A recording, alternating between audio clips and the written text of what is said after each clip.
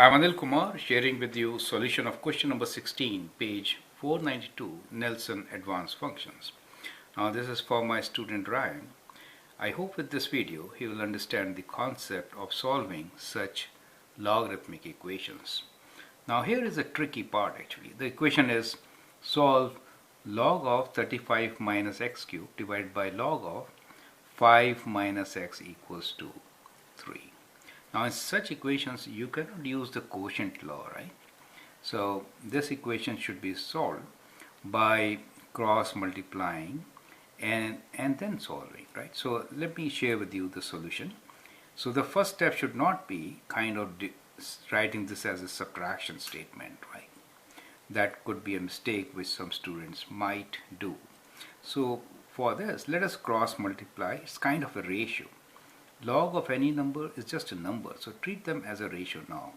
We have log of 35 minus x cubed equals to 3 times log of 5 minus x. That should be our first step.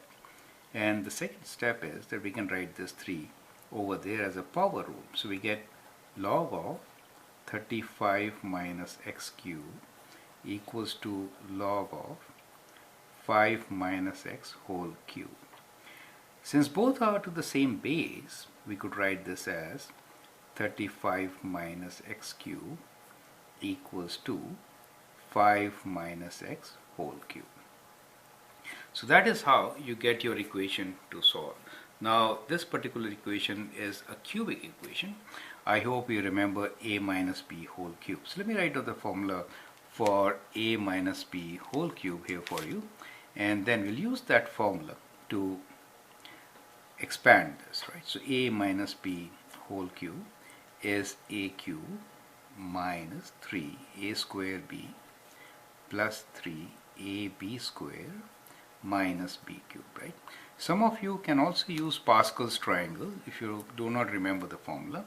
That is kind of going up steps like this, right? So 1, 1, and then like this you get 1, 2 and 1. And what we are doing here in these Pascal's triangle is we get the next number. These sides are always 1. The next number is by combination of these two, right? So 1 plus 2 is 3, 2 plus 1 is 3, and that. So that is the given coefficient for the 3 terms, I should say the 4 terms in a minus b whole cube, correct? So minus b to the power of 1 is negative, therefore you get alternate negatives as I've showed you. Okay, so let's apply this formula and expand the right side. So on the left side we have 35 minus x cubed. Let me shift it a bit here. So 5 cubed minus 3 times 5 square. B is minus x for us. Okay, but we have already taken care of minus x. That is how you get this minus sign here, okay? Plus 3 times ab square, that is 5 times x square, and then minus x cube, okay? So that is the formula.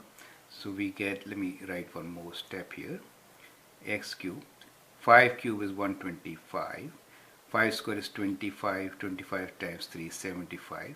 Use calculators at this stage.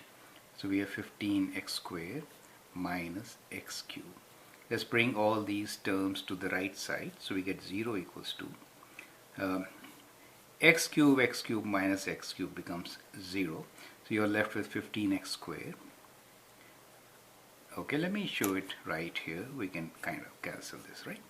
Okay, 15x squared. As far as x is concerned, we have minus 75x. Constants, we have 125 minus 35. So we get a quadratic equation. 125 minus 35 is 90. So let me write down this as, okay, 75x plus 90. Now what we can do is, let me take it to the right side and simplify it further.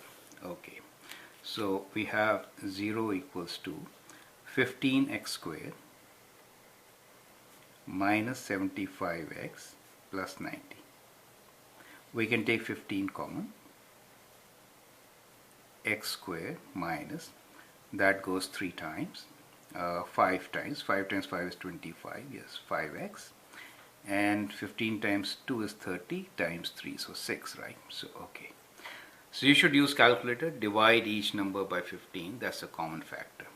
Now we need to factor this quadratic equation. We are looking for product of 6, sum of minus 5.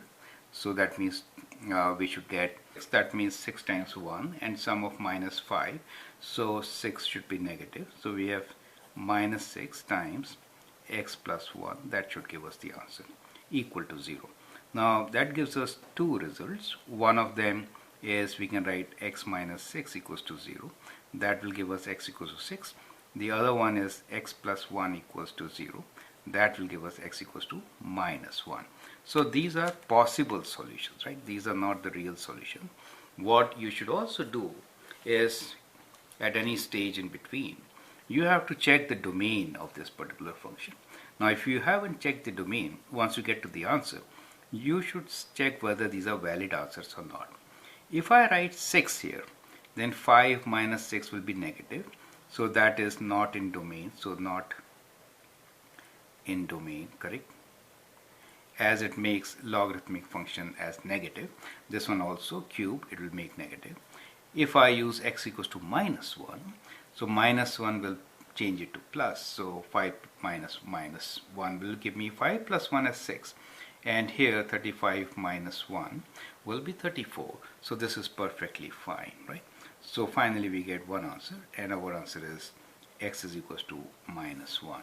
So that is how you should be solving such questions. So we do have extraneous root, which is x equals to 6, and should be clearly mentioned that this is not a part of your answer.